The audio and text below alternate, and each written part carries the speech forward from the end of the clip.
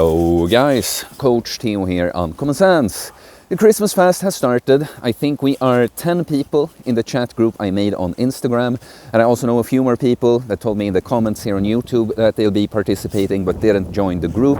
And I know some people I know in real life that are joining as well. So maybe we are close to 20 people that I'm aware of, but there are always lurkers, always people that come around later like, yeah, I actually participated too. I just followed along with the videos, didn't say anything, but please consider doing that. It's more fun for everyone if you just let us know in the comments that, yeah, you know, I'm in and this is how long I intend to fast. So today I wanted to talk a bit about things to try or do on a fast, because fasting is a challenge. To some extent it's always about just getting through it, but especially when you do a one-off fast like this and make it kind of a thing like, yeah, I'm doing this Christmas fast at the end of the year and that's it, you know, it's not part of a longer regimen or anything. It's a little different, and there are definitely things you can do that are more interesting and more intense on the fast, and you can kind of have a mindset more of, yeah, this is like a cool experience I'm having, and not just this, oh, I just have to get through it. So many of these things are things that you should try and do normally, but I picked some things that I think are a little bit special when fasting. So the first thing is use the sauna. The sauna is getting heated as I'm recording this video. And look, here in Sweden, it's not quite as in Finland, where like literally every apartment, even a little one-room apartment, has a personal sauna. But it is a big thing here. Like any gym that doesn't have a sauna is a very, very poor gym. There's usually other saunas available. Like for me, not in my house, but in my parents' house, they live quite close to me. So for me, it's something I'll be able to do on a daily basis. But if you live somewhere where it isn't quite as available and you're not just used to it, it might still be worth it, you know, find out, is there a sauna? Even if you have to pay, just go and try it once, because there's a lot of synergistic effects with the sauna and fasting. The main things that come to mind is the autophagy, the growth hormone boost, and the anti-inflammatory effect. Those are things that happen both from fasting and the sauna, and we'll just experience it more strongly, like the anti-inflammation effect. Even when you're like just 20 hours into a fast, which I'm close to now, and do the sauna, your joints will just never have felt as smooth because it's so anti-inflammatory. Your whole body is like, it's so cozy on the inside, you know. But then another thing is, of course, that it's some stimulation you can actually get on the fast. Like when you taste, a big one is removed, other sensations are just, you know, you're happy to get to enjoy and feel something. And sauna, when you don't push it super hard, as I will do sometimes, but not on this fast, I will like, you know, rather than, for instance, pushing a few sittings like hard, so it's really tough in there, maybe I'll do 3 or 4 when I just stay in, you know, shorter bursts, so it's not quite as intense, and it's mostly just an enjoyable experience, a great fasting activity.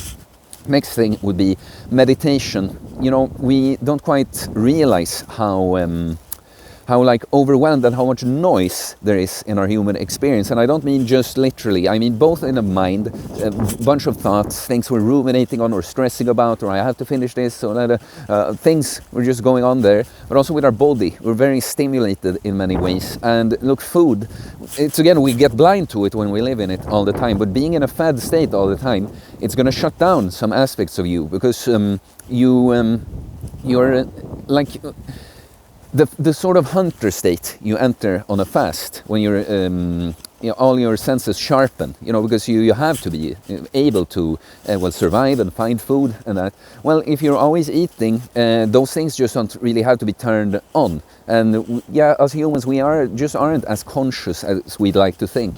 So when you fast, of course, this numbing out effect of the food is gone, but also quite literally, your digestive system, your organs get to rest, because it's just nothing to process, and you enter this hunter state when you're quite sharp. There's less disturbances, and you will notice some things that you aren't necessarily aware of otherwise. So it's just a great time to look within, observe what's going on beneath the surface. You have greater potential for like reaching new levels, higher levels of introspection on the fast.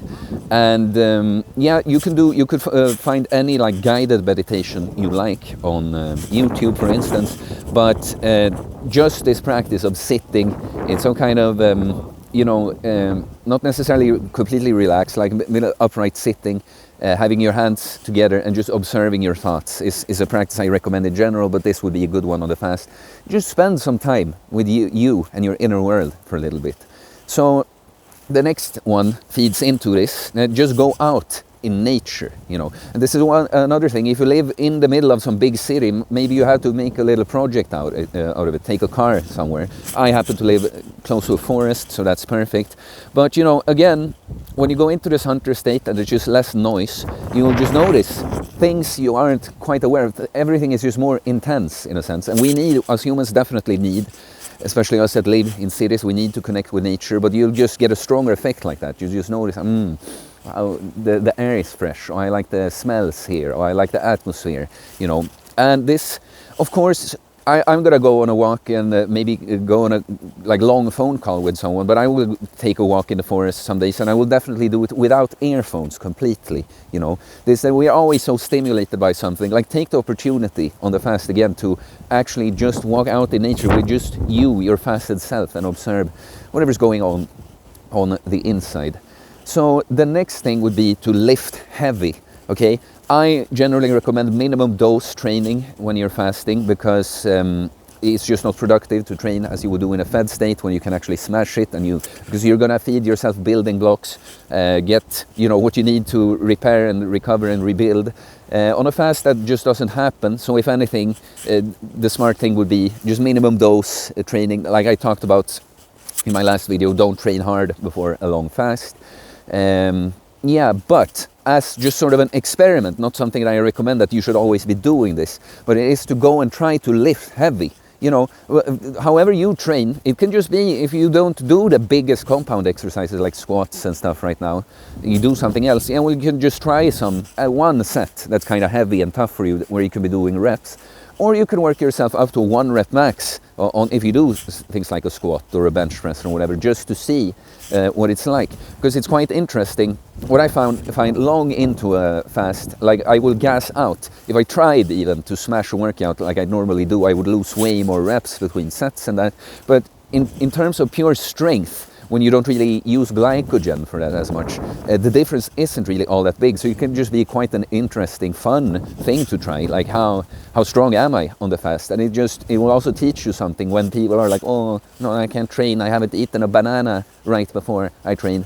And then when you go like on the 4th day of a fast, and you're just like, oh yeah, I pretty much have 95% of my strength, you kind of realize that you aren't quite as fragile as you think you are. What are the other? And just doing the cold shower. Yeah, cold shower and cold exposure. That's right.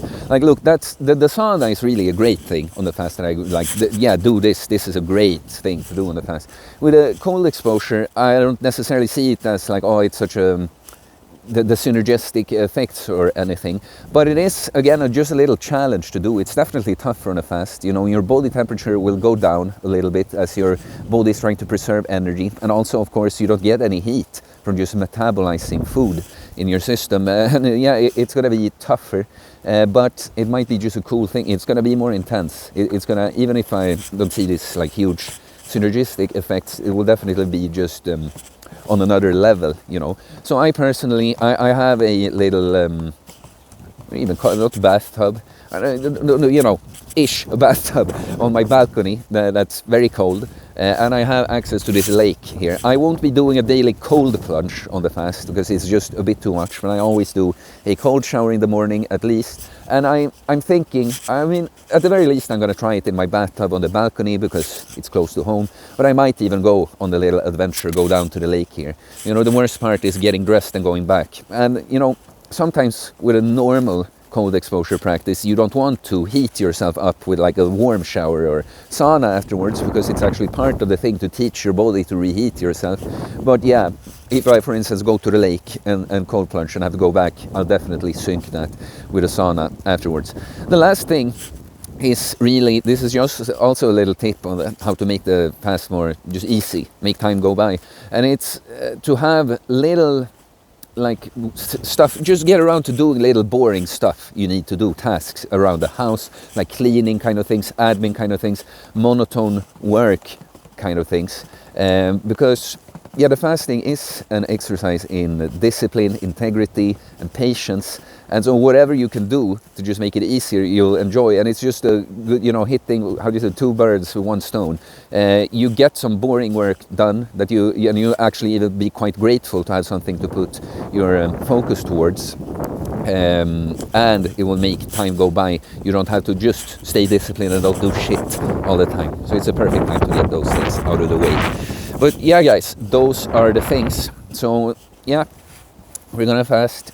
I'm today. So now I had little work things in the morning. I'm gonna go sauna now. Because it's a very nice day. It seems like too. So I'm gonna go on some kind of forest walk. Probably call with someone, and then I'll get around to doing some of those boring, monotone things I talked about. And I think most of my days will look like this. But I will also take a day towards the end when I go try some heavy stuff in the gym. Other than that, it will just be light exercise. But yeah, guys, like I said, let us know in the comments if you joined and if you haven't told us already. Coaching is on the table for next year, as always, of course. You can DM me on Instagram or email me. It's in the description below. We'll see. I'll tell you about my options. And please subscribe for more content about fitness, fasting, losing weight, building muscle, self-improvement, stoicism, mental health, philosophy, spirituality, mindset. It is a mindset, guys. Do the right things on the fast. Peace.